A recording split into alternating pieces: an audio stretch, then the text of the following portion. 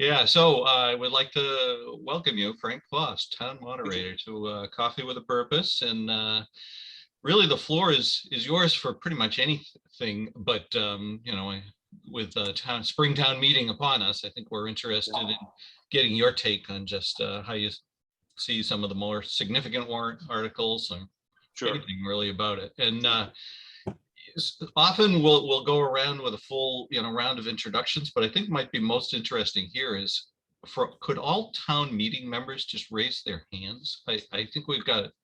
Yeah. You probably recognize a lot of these folks from the audience, Frank. So Right. I am as well. yeah, a couple of several brand new members. Actually, Excellent. Rick and Bill and Brinley are all first timers. So yeah, best way to describe us is a group of very active Natick citizens. Excellent. Yeah. No, I'll start from the beginning, I guess, and then go from there. We are meeting in person. Let me start with at least that at the Natick High School in the auditorium at 7:30 in the evening. We'll start with our usual welcoming and swearing in and everything else that you'd be familiar with. But what we're going to do that's going to be a little different, I wanted to at least broach this topic immediately, is that we're going to have the whole auditorium opened up for town meeting seating. So that everyone can, as they comfortably wish, spread out, use their personal distancing that they feel is appropriate, and that they can get comfortable within those seats. Now that creates a problem. Our pages who have, I don't know where they get the spring in their legs, the way they run around town meeting as it is. We all had it once upon a time. What's that, Ricky? I said we all had it once upon a time. Yes, but it's gone for me, and I'm just amazed at how those youngsters bound around the auditorium. But we're actually only going to have one page, and that's due to a number of reasons. But the single page is going to be only there for the purpose of aiding those people that can't get out of their seats to go to one of the 4 microphones that we're going to have in the hall. So if you can pick, actually I have something that I did very quickly. Can I share my screen? Yeah, Martin, does he have the ability? Do you see the share screen for you? Yeah, then go right ahead. Right here. Okay. I know this is primitive. Can you see that? Yes. Yes. Okay. I know this is very primitive, but this is a seating plan for town hall. Excuse me, for the auditorium. And you'll see as we normally do on the bottom of the page, we have the 4 people that are on the stage, or 4 different positions on the stage.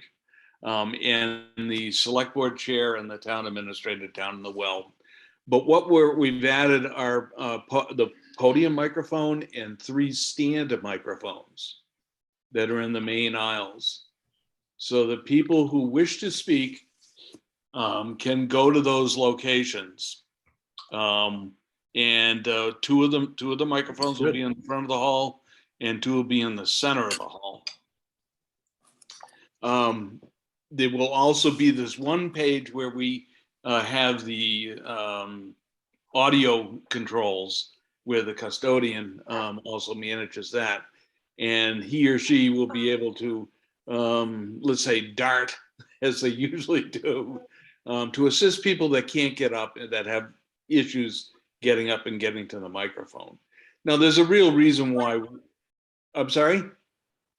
Okay. There's a real reason why I wanted to do this. First, I wanted to limit the contact in as many ways as we possibly could, from people passing the microphone back and forth.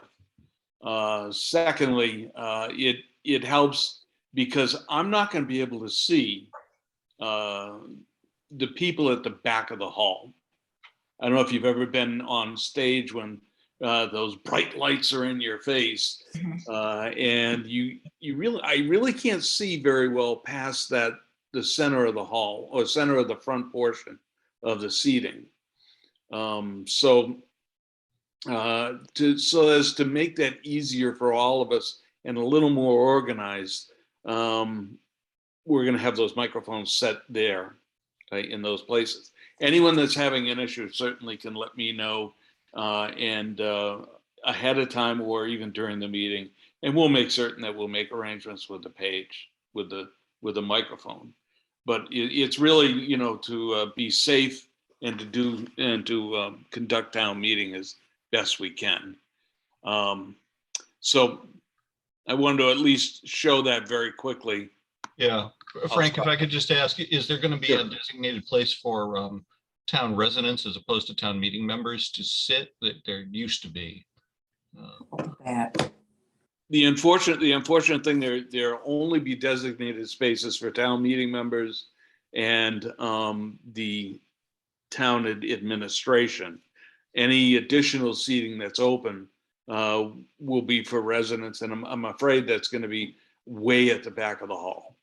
Yeah, Because when we started, I have another map which is really busy, and it shows how, you know, people will be 3.5 to 4 feet apart if we sat individually, and it only went to used about 2/3 of the seats in the hall with the town meeting members that we have.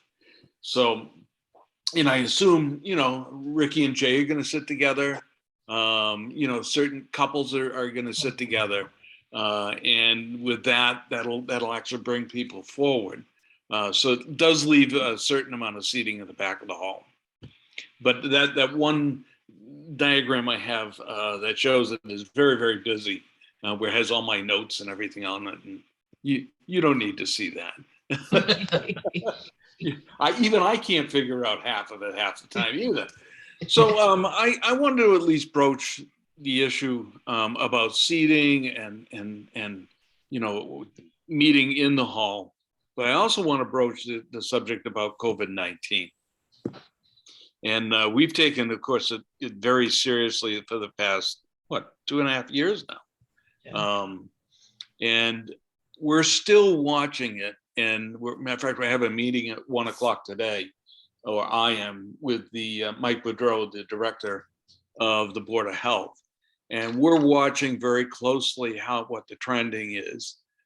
Even though we've had, you know, relief from masking, for relief from being in public places, we still have issues that this is still an issue we need to be cognizant of. So we're going to watch this, and if need be, we will transition back to virtual. Unfortunately, at this time, we cannot go to the hybrid type of town meeting like they can in like the select board meetings and the school committee meetings and the FinCom meetings, because the legislature still hasn't passed the home rule petition that you folks passed last fall.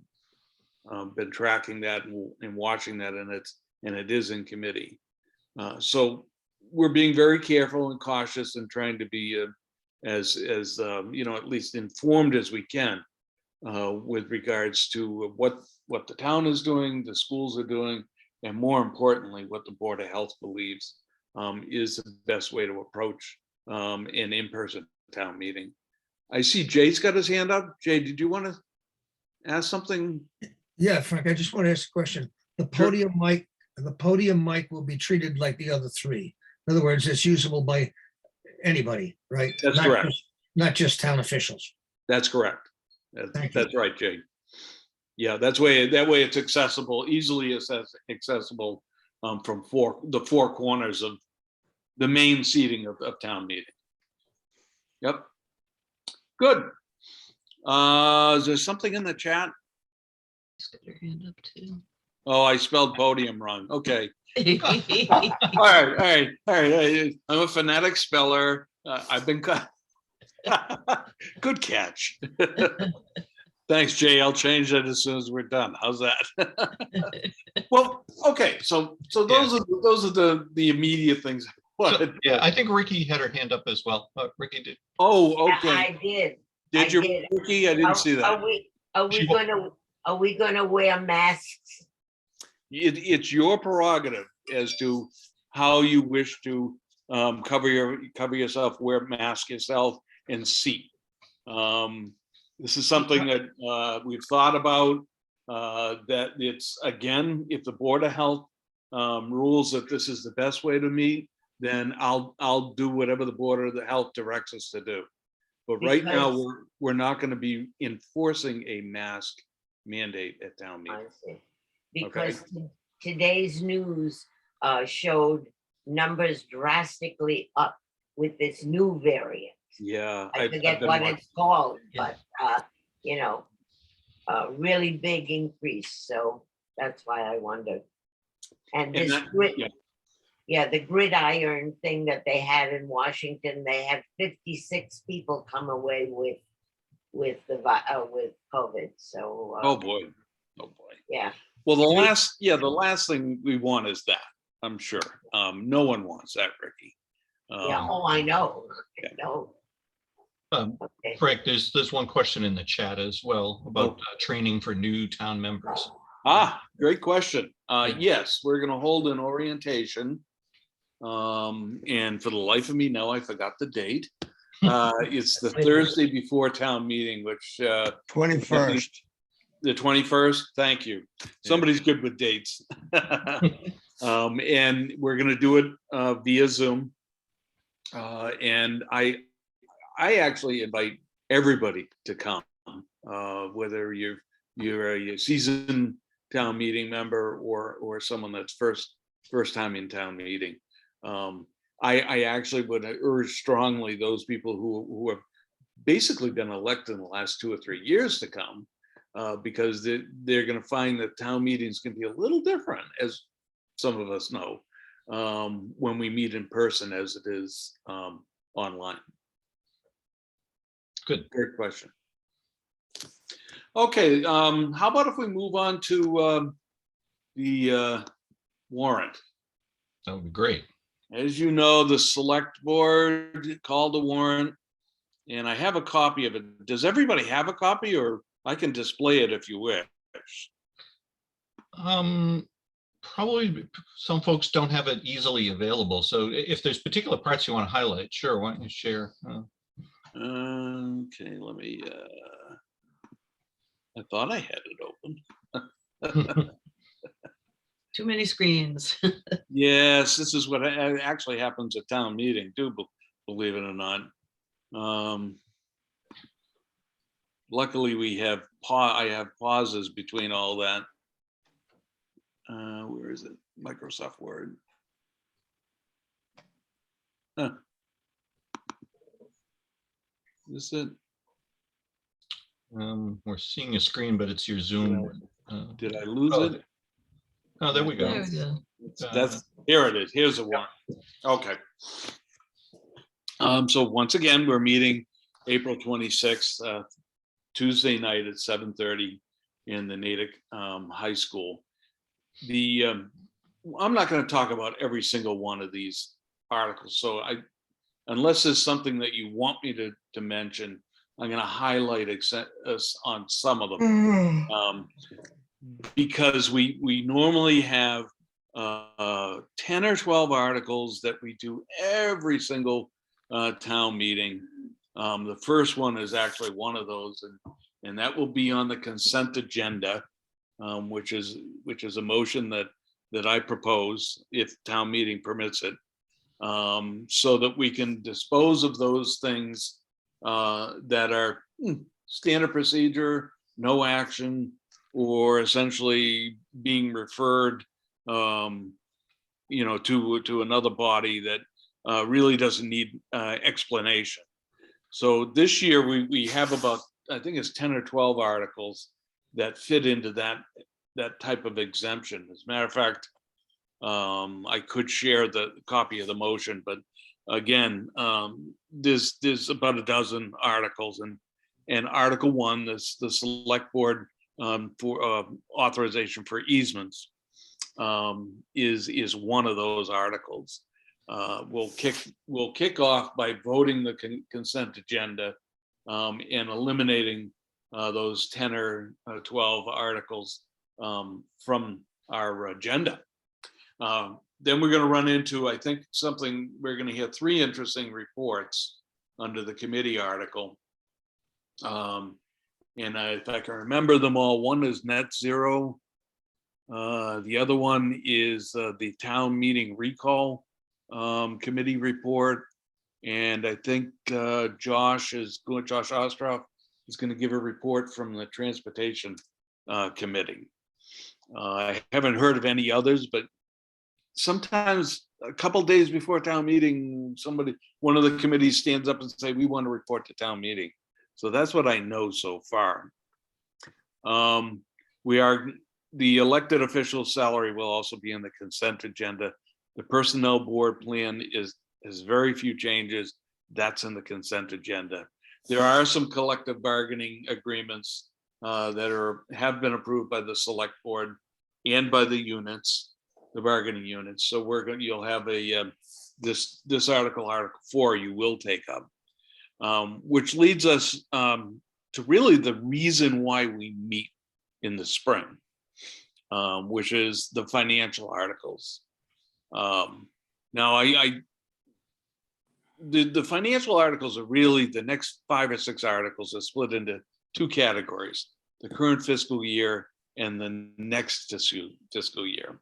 So where you can make adjustments to the current budget, which is fiscal year 22, which is one we're in, and then you can we can actually set the plan in play, which starts on July 1 of this year for fiscal year 2023.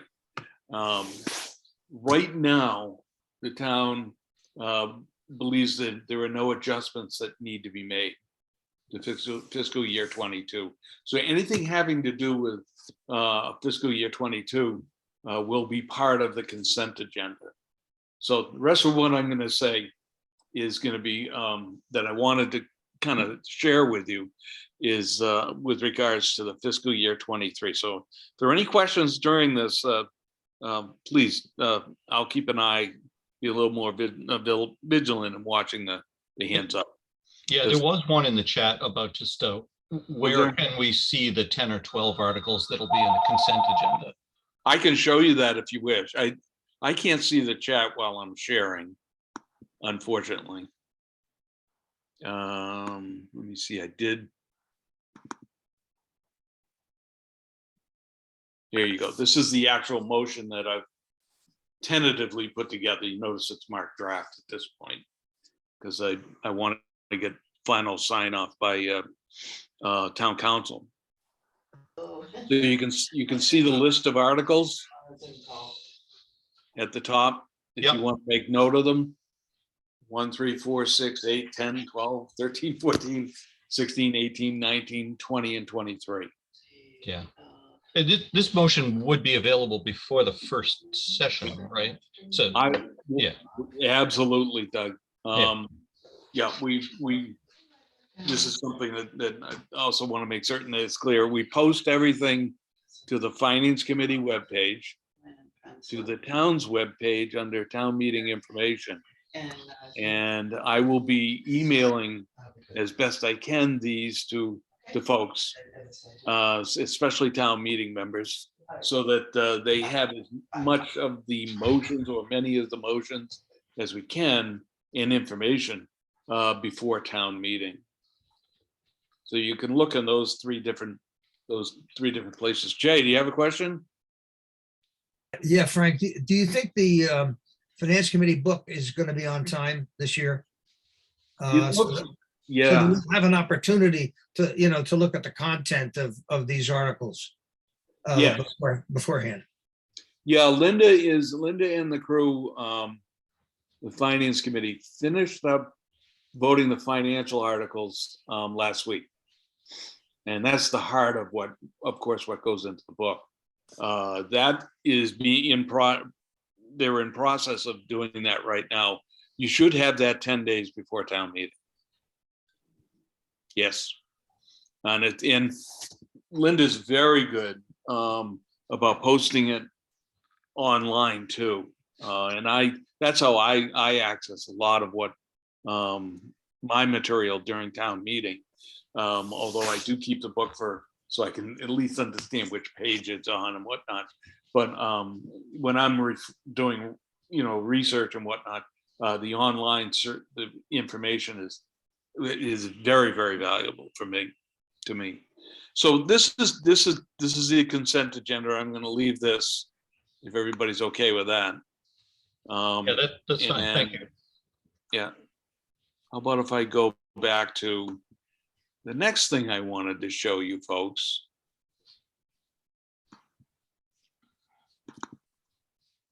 Which is, as Jay mentioned ably,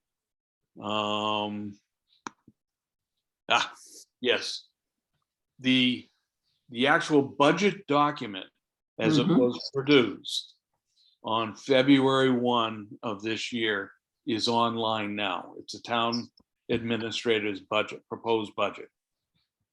And this is the heart of the 3 forward-looking, or the fiscal year 23 articles. This is the material and the information. This is the thinking, as I like to say, of what the town administrator and the town departments were working on to formulate the budget. And I usually distill my focus to one portion of that budget. There's a plethora of information that the town administrator has provided. And you can find this online on the town website. Right, as a matter of fact, it's right on the front page. If you go to the bottom, it'll be listed town administrator's proposed budget. And I go right to the revenue and expenses numbers. And when I do, you can get some certain really important information that you'll need to make decisions at town meeting. And I'm a history. I like to look at things with the history of the way we've budgeted out and or expended funds by department. And this is given, the town administrator gives this information to us in a form very similar to the way you will actually vote it in the article for the omnibus budget fiscal year 23. He also gives us in a form that it's a look back for 3 years, and it gives you what you will likely see as an increase per department. It's a snapshot that is invaluable in my mind, that gives you at least what everybody's thinking to be expended.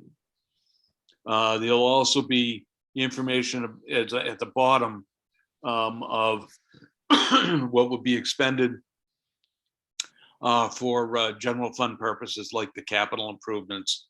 And you'll note this year, this is a key point, there's very little being expended on capital improvements in the plan right now, and when this was formulated. The next thing is, of course, to spend money, you have to know what money you're going to have. So the next portion of this report, or this spreadsheet or table, shows the revenues that are coming in, and that is this is of course the plus side of it. It shows what the tax levy is, the anticipated increase, what Prop 2.5 is going to yield for us, and all those other revenues that come in that we always wonder, what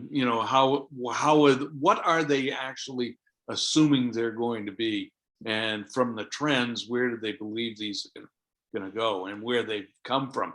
And you can see the impact here from the pandemic. which was a dramatic in some of the local receipts with regards to fiscal year 21 and 2022. But then how they're rebounding. And for an example, you just take other excise line, and that's rebounding by 70%. Penalties and interest and excise is rebounded by 36. Ambulance fees, surprisingly enough, are expected to go down 23%. These are things, changes that are important for you to understand in the higher sense, in the without getting into the weeds of the budget itself. The next thing that is probably something that I don't know why this is doing this. Let me see if I can. Oh, sorry. Frank, while you're getting Yeah. the screen set, the one line in particular, and I don't know whether you'd be able to speak to individual lines or not, but Sure. the investment income seems to plummet from previous years to projected. I have no idea why, but Yeah. it is a dramatic change in that, or at least what they thought in February. Now, Yeah. whether that's changed since then, possibly. Yeah. And that will be reported out usually either in the, as Jay mentioned, that important book, that recommendation book, the FinCom book, or the town administrator will give in his or her report to town meeting. But Yeah. this is the one page that I watched very, very carefully when I was on the finance committee. And this is the use of one-time money, basically. It's use of your free cash or overlay surplus and any stabilization funds that are being anticipated to be used in balancing the budget, essentially.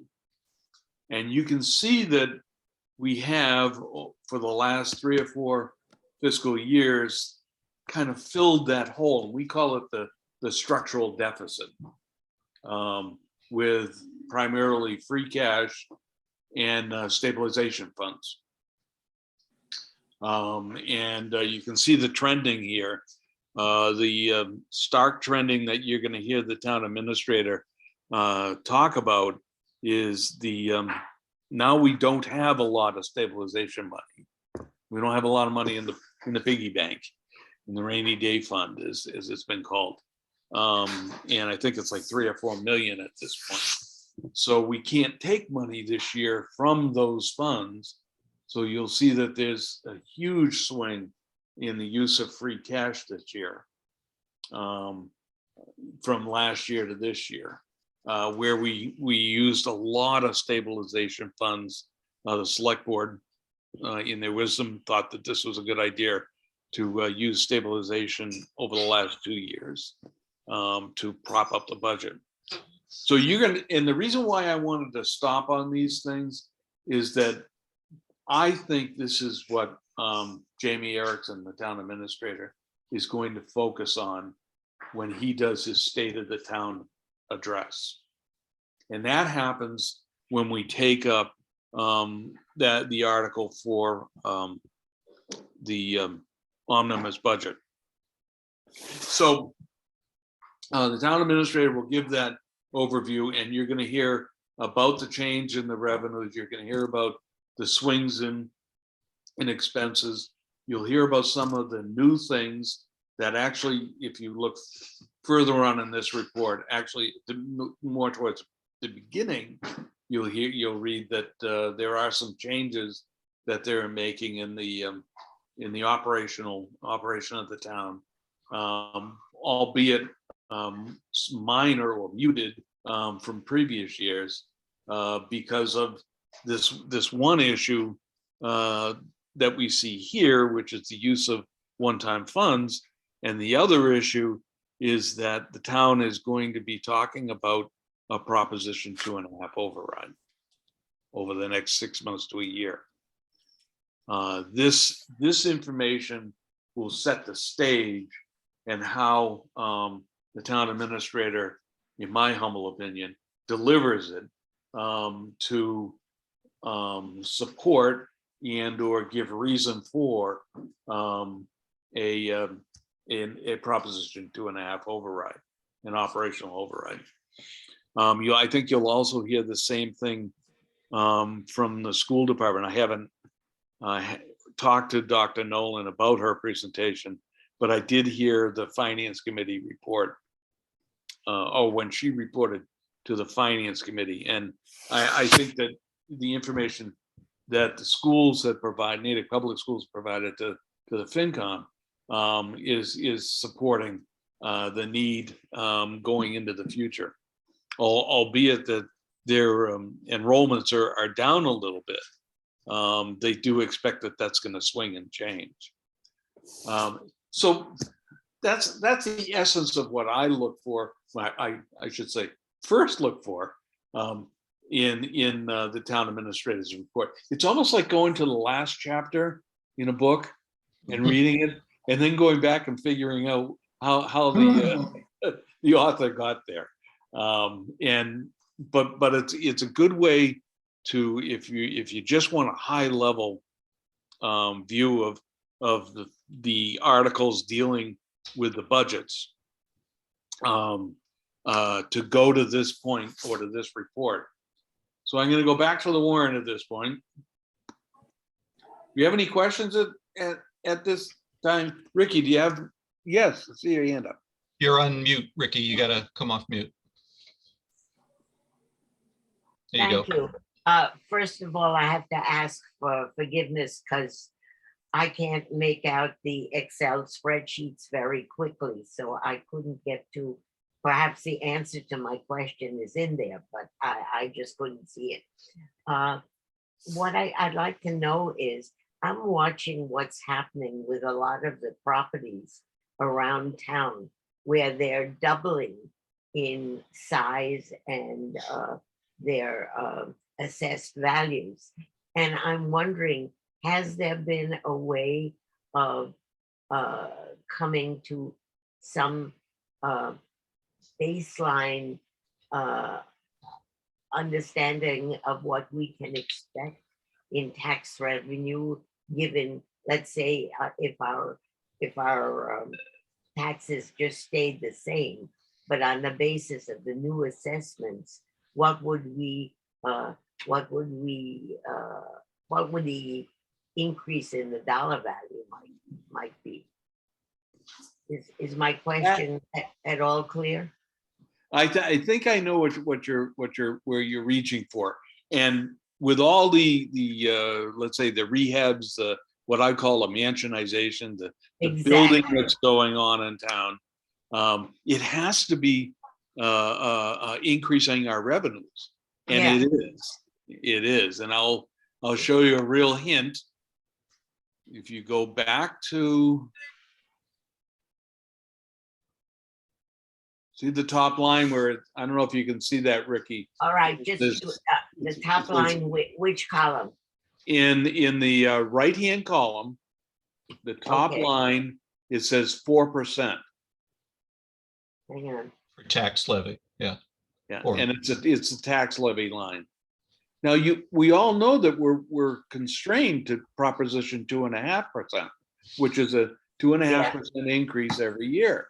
Yeah. So a major portion, and I don't have it here, but it's a great question. A major portion of the town's thinking is that the new growth in the town is actually going to be part of that 4%. But you want to actually take a look at what's being programmed for new growth. If you go down to numbers, that they're thinking new growth is actually going to decrease by 40%. So the new growth is built into the revenue number and property tax, but going forward, they're expecting actually a negative compared to the previous year's new growth. So the new growth number is where the mansionization and all this building that we're seeing, that's where you see the revenues that are generally being captured from the new buildings. Now, there's greater detail that you can look at if you really want to get into the weeds. And the assessor and office and the town administrator, actually, Mr. Townsend, can give you a breakdown, from monies from permitting, monies from new taxes, Yeah. monies from sale of houses, because that's when they go back out and they'll reassess a house, and there'll be increases from that. There's all kinds of ways that they get new growth, but mostly it's from the building that you see out there, as you mentioned. So can you explain the minus 40%? I can't. You'll have to ask the town administration. Yeah, They're the ones that know why they put that or made that assumption. Now, a good thing to remember here is this is an assumption that was made in January or February of this year. Things may very well have changed since then. yeah. And that's the 40% is indicative to the change from the current fiscal year to the projection. But I can't tell you why they're actually doing that. Doug, do you have your hand up? Yeah, just a kind of a process and documentation question, maybe on behalf of some of the first-time new town meeting members. The Finance Committee and the Finance Committee recommendations book always seems to, as I'm a hanger-on to Sarah's town meeting service, I look at that, that seems to have, a lot of real meat in it. I was just wondering if you could just give maybe a high-level overview of kind of what their role is and Sure. how a new town meeting member might go about absorbing all of this information and what Finance Committee thinks about it. Great question, and great comment. The Finance Committee is required by our bylaws to review every article on the warrant and also review the proposed budget by the town administrator. In doing so, they hold public hearings. There's a hearing on the warrant and there's a hearing on the budget itself. And they go through the budget line by line. And they do that in public meetings mainly. It's watching those meetings, because I'm a wonk anyway, with having sat there, but watching those meetings, a new town meeting member can understand the background and some of the nuances of the budget and the discussions that occur before, as Doug, you mentioned, before the book is even published. And then the published is a distillation of all those hours of the paint drying on the wall type of meetings that you can watch with the Finance Committee. Or at least that's what Charlene calls them. It's like watching grass grow sometimes.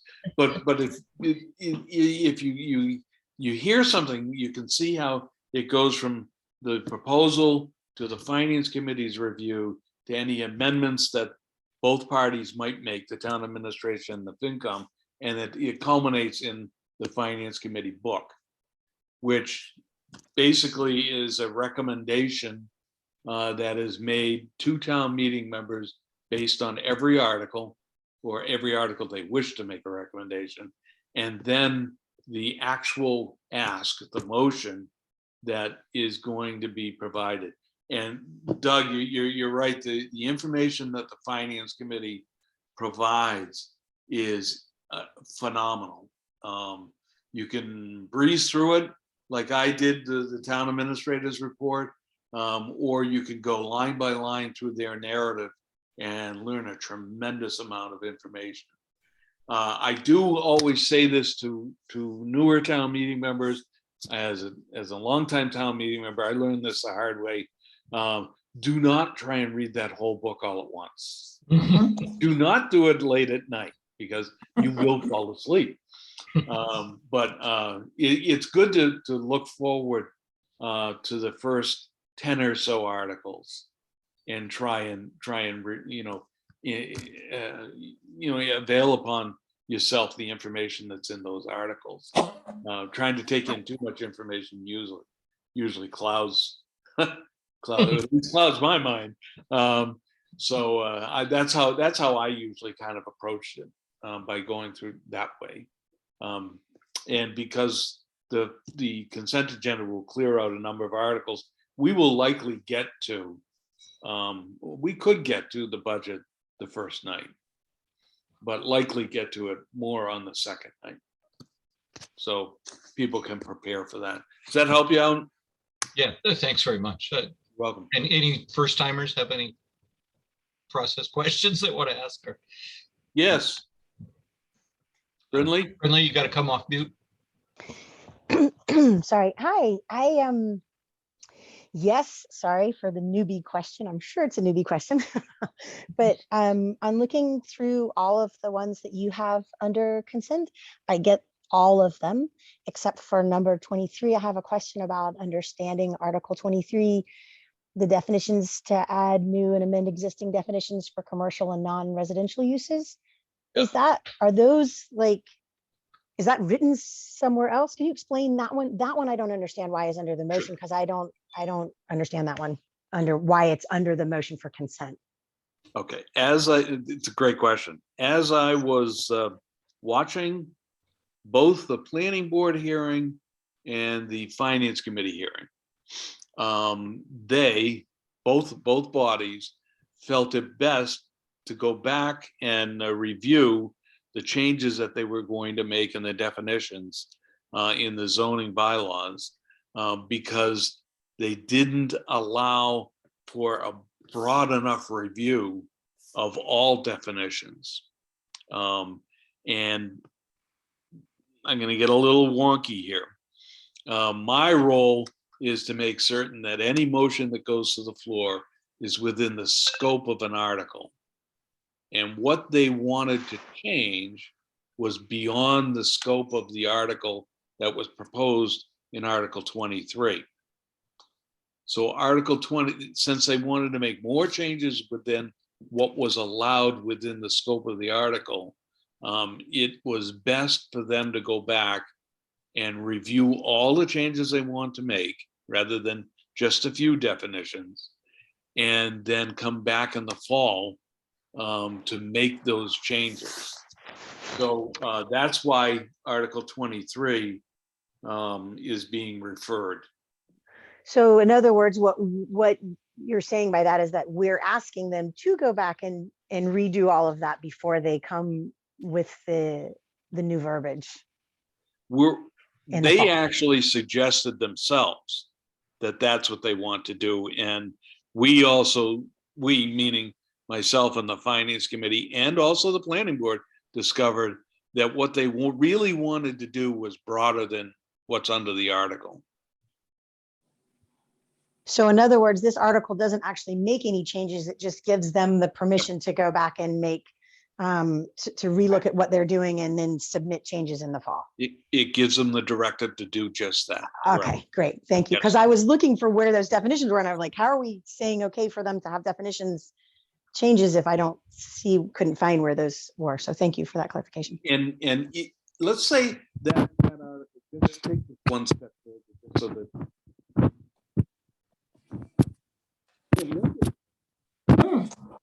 is that if we were going to take action on it, those changes would be detailed in the Finance Committee recommendation book, which you should be receiving around the 15th or 16th of this month.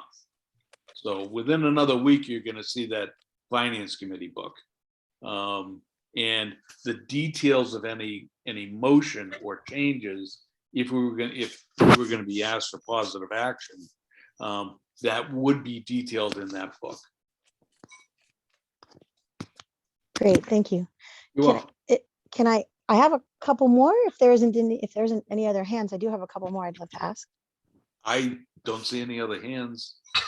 So, so when I'm looking at Articles 25, 26, and 28, how will those come up? Like am I having to do homework to understand all of that before I even get to meeting, or is there going to be better discussion for it? Here's my take on or the best advice I can give you on that. If you go to the recordings on Pegasus of the Finance Committee meetings, you will hear, you'll have to find out which meeting it was under, which can be done without listening to every meeting. You can hear and listen to a specific article as they heard the presentation from the sponsor. So let's say we're in the third night and we've gone through all the articles and we're at Article 20, for an example. And we know that we usually do about 8 articles every meeting, sometimes more, but 8 articles is our average. And we're going to get to that 23, 24, 25, 26 articles. You can go to the meeting where the Finance Committee discussed this and listen to what happened there. Then you can go to the book that you were mailed, and under each article there will be a narrative that is a summary that the Finance Committee has developed for each one of these articles. Then one thing I used to do is, if I didn't understand the article after reading and hearing all that, I would call the sponsor. And generally the sponsor is either the town administrator, a board or committee of in town, or a group of people of the town in the citizen petitions. And they're the experts usually on the subject matter of what they're asking for under the article. So there's 3 venues that you can get information in advance of when something's coming up at town meeting. I try, or have tried since we went to virtual meetings, to send emails out to everybody to try and give you a hint of what's coming next, as far as I understand the agenda, which can change, it's dynamic, and things, bog down or actually speed up. But generally we know, half a dozen or so articles that will be coming up the next night. So you can look for those emails if you provided your email address to the town clerk, and you'll actually be given at least a sense of the articles that will be coming up in the next session at town meeting. Does that help you out? It certainly does. Thank you. Great. Is the search device on town, will it let you search agendas? Because I'm assuming I would do these searches through searching for planning board agendas, and will it actually say like article so-and-so, and I can find the Yes. meetings that way?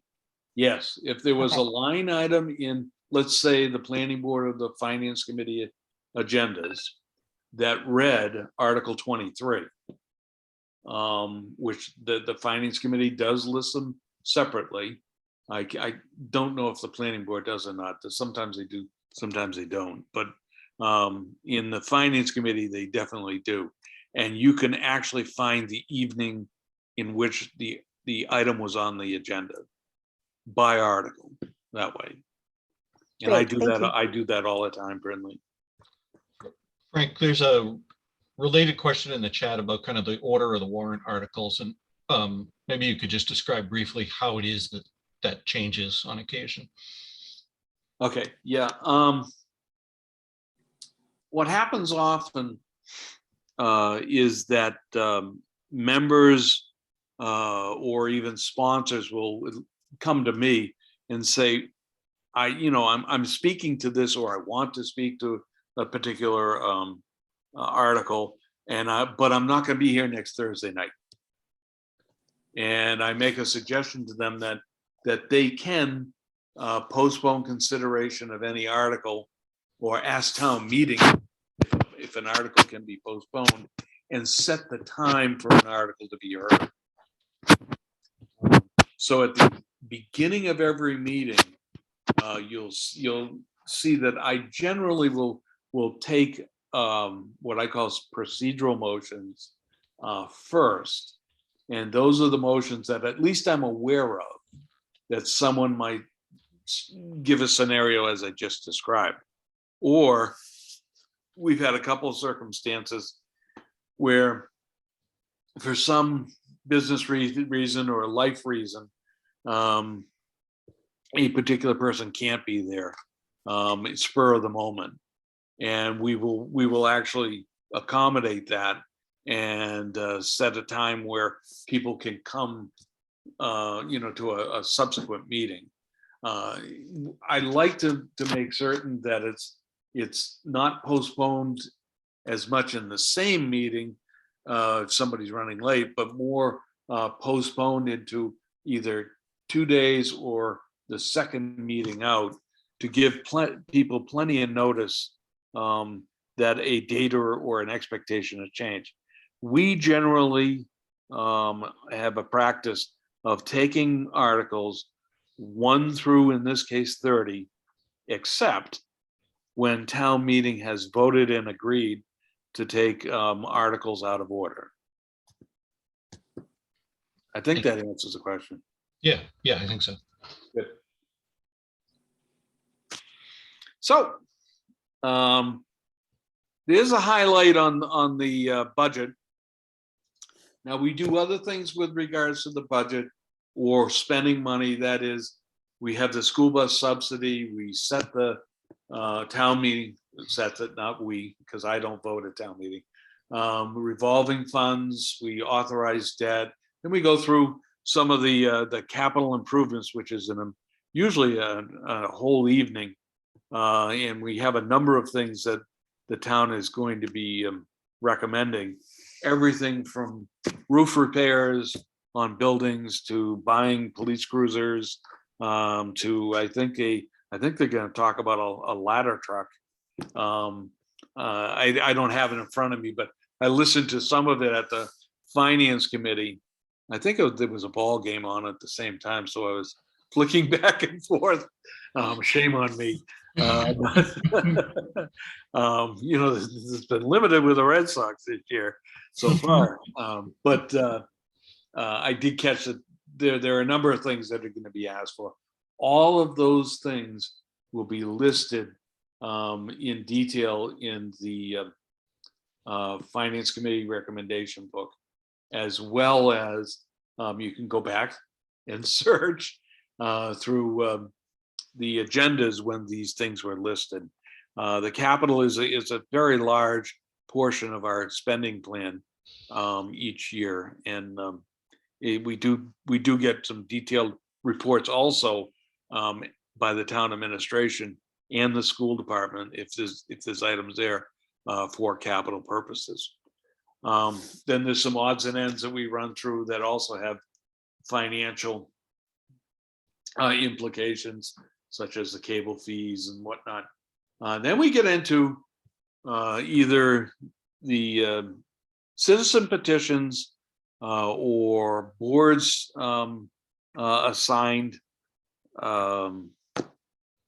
articles, and I wanted to at least speak to a couple of them. Did I skip over it? Where is it? Here it is. Yeah, Article 21. Yeah, for some reason my eye didn't catch this. If you watch cable channel 9 on Comcast, and I don't know what the RCN and the Verizon 15. Channel 15. Is it 15 on RCN? Yeah. And what is it on Verizon? Do you know? No, I don't. No, well, it's a government access channel, which I tape a show which the town administration and sometimes sponsors that gives detail and oral report out of detail on the articles. And as a matter of fact, I noticed that it was running the other day. And I had Ganesh Ramachandran and Martin Kessel in the studio, and we discussed for a half an hour. Or actually, they really talked about it. I didn't. I asked a few questions about the Community Preservation Act. And that's the subject of Article 21. I expected that article will take up some time, and that you should prepare. And I found it, I mentioned this in the show, that the website that was put together by the coalition supporting the Community Preservation Act approval was invaluable for understanding some of the nuances and the information about the Community Preservation Act. And I would urge everybody to go. Does anybody know what that website is? I forget what it is. Jay, Ricky? Yeah, it's cpa4natick.org. Totally invaluable. I mean, that was really a great resource, Jay. And for me to prepare so I understood what Ganesh and Martin were talking about. And it gave a lot of the information, and the Q&A was extremely well put together so that people can simply understand the value and the benefit of what the CPA is, and also what the cost is. So without promoting it in any way, because that's not my role, but we did do that half-hour show, and I urge you to see that, because you will town meeting members will, and you folks, the residents, will hear that reporting out again from Ganesh at town meeting. Yeah, we our Coffee with a Purpose session featured Martin and Ricky and Jade just last week, Frank, on that topic too. So Excellent. you got a bunch of supporters on this audience. Well, then I'm speaking to the choir, I guess. Only on that one. Yeah. Only on that one. Okay. There are a couple others that you probably want to study up on. One that is in my former neighborhood, the Pickerel Pond Trail Connector, is pretty important. And this was some of the some monies that are being proposed to be spent. And I think the Conservation Commission has put this forward. There's a lot of detail with that, and I would recommend you take a look at that. I am ex officio on the next article, Article 28, the committee reporting out about the town meeting handbook as well as town meeting rules. There aren't any rules that they're going to recommend, or at least none that I'm aware of, but they are going to propose the town meeting handbook to you folks for review and assent. I recommend that you take a look at it. The former handbook is on the website, the town's website. If you go to town meeting information web page and at natickma.org. It's a great little book. I use it as an outline when I do the orientation for town meeting members. So if you need information about town meeting, like the motions and whatnot, or who does what and why do we do it, that handbook helps out a lot. They have changed that formatting mostly, and that's very important. Another article, we're running into 10 o'clock. I hope that's okay. Can I ask a really quick question? I'm so sorry sure. to interrupt you. So, Sure. because that was actually number 28, the town meeting handbook, that was actually on my list of questions. Will we get, so in the FinCom book that's coming out, will that have all of the changes listed in, that they want to make? Like I found Yes. the old one, but where do I find the new stuff? Okay, the new one will be presented in the Finance Committee recommendation book. Okay, great. Thank you. Now, I don't know if it'll be presented in red line form. That was being discussed. So I don't know if you'll see the actual changes. You'll have to do a compare document when you're looking at it. But I think it'll be pretty obvious when you do that what has changed, especially the formatting. There's now an executive summary, so you don't have to read through every single word in the book, the handbook, to find out what you need. But yes, it'll be found there. Article 29 is the last one I really wanted to highlight. This is a citizen petition that Josh Ostroff is proposing with regards to the supporting the fair share amendment. Now, we're not, just to make it clear, we're not amending anything with regards to the fair share. This is to support what's being done on Beacon Hill as far as amendment to the state constitution is being proposed, and it's something that's going to be voted on at the ballot box. But I suspect that that's going to have some discussion too. So I tried to highlight those that I think at this point are going to have some discussion. You know, after this many years, and I know Jay and Ricky know this too, and many of you know this, town meeting has a tendency to wrap its arms around the $5,000 or the $10,000 expenditures and discuss them for hours sometimes, or it seems like. And then, you know, the big items that it votes summarily. It's very hard to predict what debate is going to happen and when it's going to happen. So, but with regards to this warrant and comparing it to other warrants, I really don't see more than four nights worth of meetings. But you never know. An article could take a whole evening if town meeting gets into the debate mode, as it does from time to time, and it may discuss it.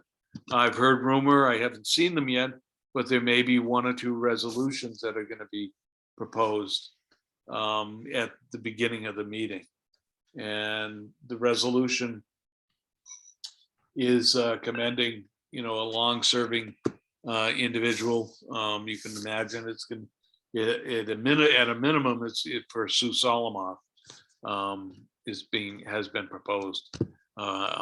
Again, I haven't seen the text of it, so that will actually happen, and hopefully I'll get that in advance so that the text can be sent out to you folks so you can review it and understand it.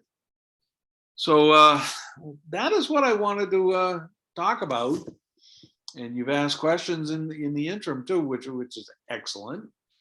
Cindy, you have a question? Did you come off? I put it in the chat. I Oh. just curious about the zoning bylaw articles. Okay. If you could just talk about them in general terms. As best I can. So is it who's bringing those to the town meeting, and Okay. is this kind of a typical thing that happens every time, or I don't know, I'm new to Natick. In this And instance, I'm not a town meeting member, so don't worry. that's okay. And Cindy, I kind of hesitate talking about the substance sometimes because I'm not. If something's before town meeting, I'm actually supposed to preside over these things. I don't vote, and I don't opine on them. You know, I make a lot of noise and opine afterward, but beforehand, But here's my understanding of the three. Matter of fact, I'm going to stroll down. Don't get dizzy now. I'm going to go to where the articles are in the warrant, and you can see the text of them. Mm-hmm. This might help. Mm-hmm. So Okay. So the first zoning article was the Article 23. This is one where town meeting's not going to take action on. We discussed that. The next one is with regards to an overlay district. I don't know a lot about the specific district, but what is being sought here is to include a certain property and to change the configuration of the district as it stands today. Now, I believe this is the district that's out in the west part of town near the mall and across the street from the mall, over in the I think it's Stafford Road area and whatnot. So this is changing the use of those properties, or that wherever that regional center is. Article 25 is actually a request for a moratorium on a zoning bylaw, which town meeting passed, and I can't remember whether it was last fall or last spring, because there have been some proposals which were, let's say, outside of what town meeting and the planning board wanted to have occur. And builders have come in and said, well, the way this is worded, we can do this. And the planning board is saying, well, let's pull back the reins, let's have a moratorium. And I think the moratorium is for 15 months, so that they can review the zoning bylaw and make changes. I have no idea what they're going to change. But I think it was so open and it wasn't as restrictive as they thought it should have been, or now think it should be, that they're going to probably make some changes. And I don't know the exact reason for changing this definition. I would point you to I think Martin might have an answer to this with regards to open space. I was just going to say, point to anybody that knows anything about it. Martin, Yeah, there are these 3 articles that relate to open space in some way, so we follow those pretty carefully. This one, only open space public benefit amenity, is only a definition that applies to the ISLOOP, Independent Senior Living Overlay Option Plan, which is a mouthful, which is only one area of town has been zoned with that, which is right on Union Street next to the back of the Community Senior Center. So there is an open space provision in that bylaw, but it was not written very well. And the developer is claiming that the setback on the side of the building can count as the same setback for the open space public benefit amenity. So they have to provide that open area on the side of the building anyway, but now they're getting credit for it in addition because it's an open space benefit amenity. So the bylaw change, the definition change would say that the open space public benefit amenity has to be outside of the setback in addition to the setback. So it's curing an issue similar to the previous one in the cluster. Yeah, basically there are definitions sometimes that aren't quite as precise as they should be. Yeah, I remember years ago when we had a zoning bylaw that allowed for non-conforming lots which were not in a let's say a rectangular shape, and the word or the thing that we heard while I was on the finance committee is pork chop lots. And it was quite, there actually was a development off of I think it was Speen Street near the golf course, or it used to be the golf course, that had a bunch of pork chop lots. And it's the first time I had ever heard that term. I thought, I don't think I'll ever forget it. But it was a real thing, and it was something that occurred because the zoning was written a certain way, and it was permitted, so they had to allow that development to go through. But yet they cured that by coming back and amending the zoning later, and we do that often. That's the reason for me to mention that. Anyone else? Doug? I had a question, not about anything specific with any of the warrant articles, but about you. Would you like to share any personal observations of what it's like to be the moderator? When I watch on TV, sometimes I can just imagine that you must be counting to 10 quietly under your breath, or I mean, you just do an admirable job. But how many years have you been moderator at this point? It seems like a very unique job. It seems like a lifetime now. I've been, and I say that kiddingly because I wouldn't have run for reelection if I didn't like it. I've been moderator for 15 years now. And I was just reelected unopposed. Thank you very much, folks. But it's an interesting job, and here's why. While I was on town meeting and on the finance committee, you got to understand and make decisions based on the issues of the town. As moderator, you're essentially barred from that. And it's really, really hard. And I don't have the greatest poker, or at least I'm told I don't have the greatest poker face. But it's really hard when I hear something that not quite right, or I hear something that, oh, I remember that, but what the person is saying is not really what we did, or you know, when there's something that could very substantively could be corrected, I you know, have to shut my mouth. I can't say anything. I shouldn't say something when someone opines and they're giving their opinion, but their opinion may be off, or something like that. So it's really hard to do that. And of course, as a political pundit and animal that I like to paint myself as from time to time, and someone that really cares, you know, I'd like to stand up and speak, but I know I can't as town moderator.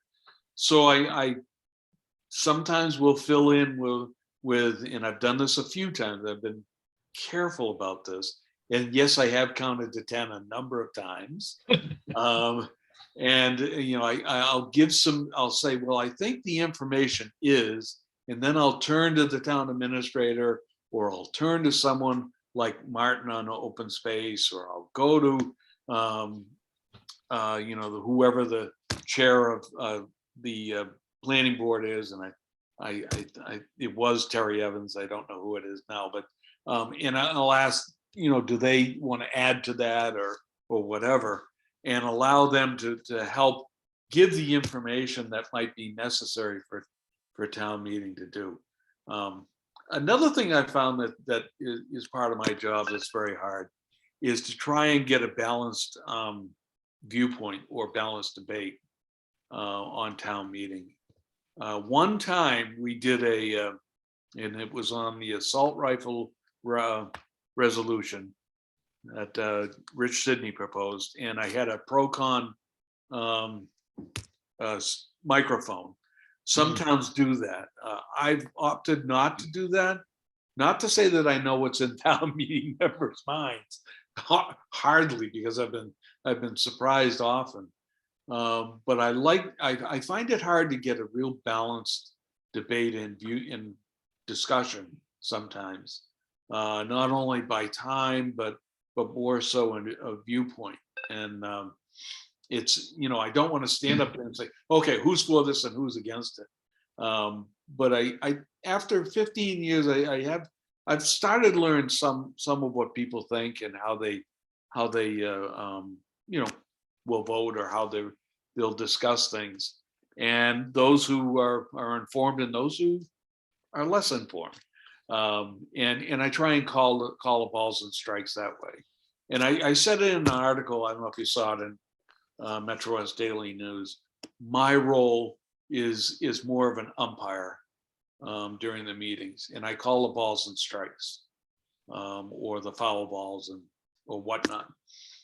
That's my role. And sometimes it's hard when you're really interested in the issue. But I try. Oh, great job too. Thanks for that perspective. Thank you. I think Bill has his hand up. Yeah, hi.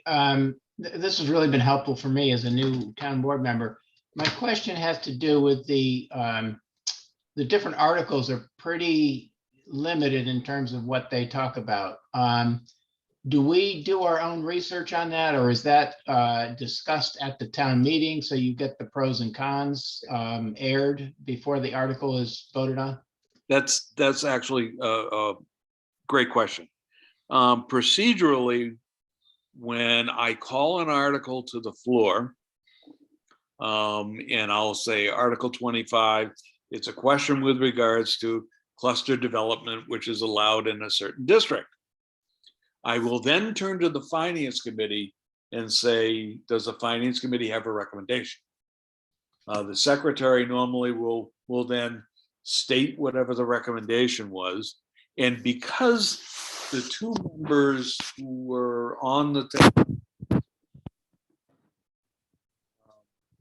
also generally town meeting members, they will then move the motion that they're recommending on the floor. So that's the first bit of information you get. Then the first speaker generally, Bill, is someone who is the sponsor or someone who is let's say, more informed than others, like the town administrator or even a chair of one of the boards or committees, or a select person or school committee person or whatever. And they give the background as why you're being asked to make a decision. At that point, then town meeting members generally first will be able to seek the floor to be called on to ask a question, and if they wish, debate whatever motion is on the floor or make an alternative motion.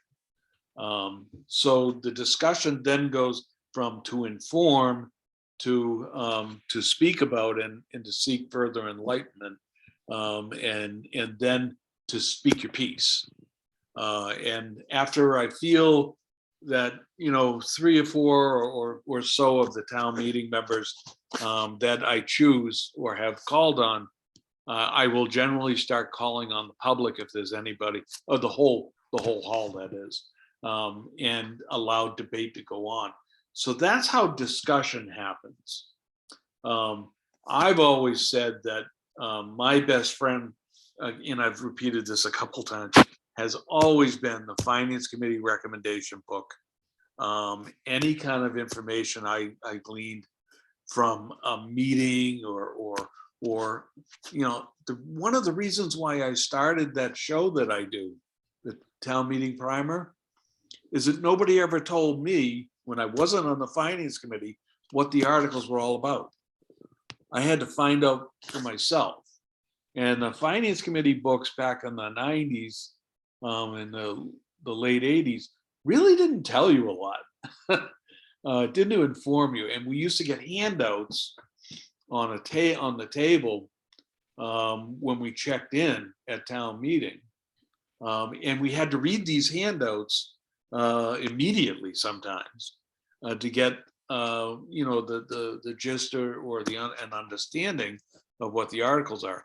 We now try and provide those things in advance.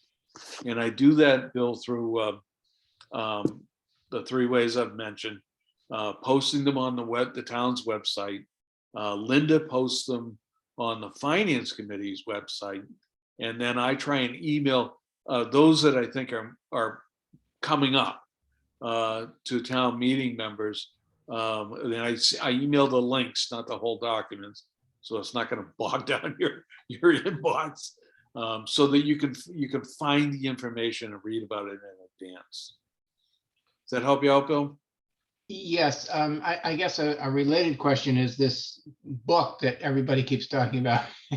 Could you describe a little bit about what the town meeting members get? And then do we get the Finance Committee recommendation book, or do we have to search that out on the web and get it from there?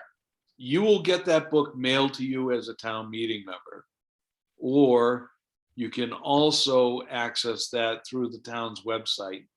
And as soon as the chair, Linda Walschlager, chair of the Finance Committee, knows that it's been posted at the post office, she normally will post that in a link on the town's website, so you can find it. it is voluminous. It's usually 200 or 300 pages.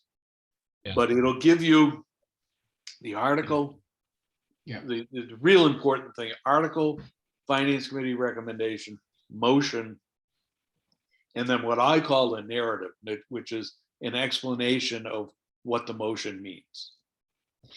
Pre- Thanks. Presumably, the previous session handbook is probably out there if you want to get a glance at what it looks like at a time, or you can always look at Sarah's. Frank, you might want to stop sharing your screen at this point unless you have other Oh, okay. materials. Yeah. Yeah. I also want to be cognizant that we're approaching 10:30. We've gone past our 10 because the discussion's been so fascinating. Can't thank you enough, Frank, for My pleasure. spending the time with us.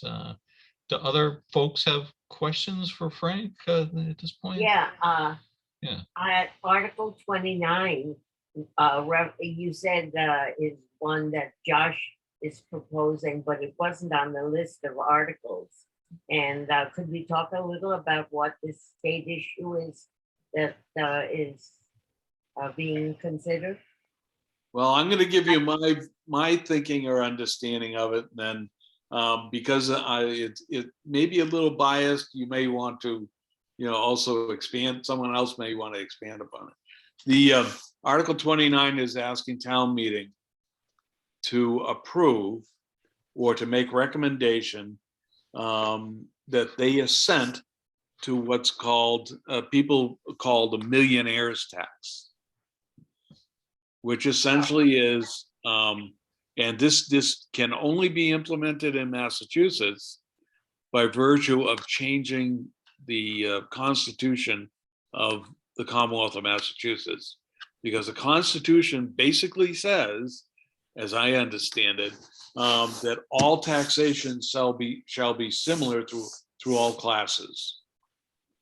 So you know that we pay this 5% plus state income tax, but what the change that is being proposed on Beacon Hill is to increase the percentage paid by taxpayers who have more than $1 million of income tax. And I think the proposed increase is up to 6 or 6.5%. You'll have to get, Josh can probably give you more information on that one. So in essence, that's what town meeting is being asked to do. Now, whether that's a good thing or a bad thing, I certainly don't want to go down that road. Right. But that's the essence of it, Ricky. Is that what you're looking for?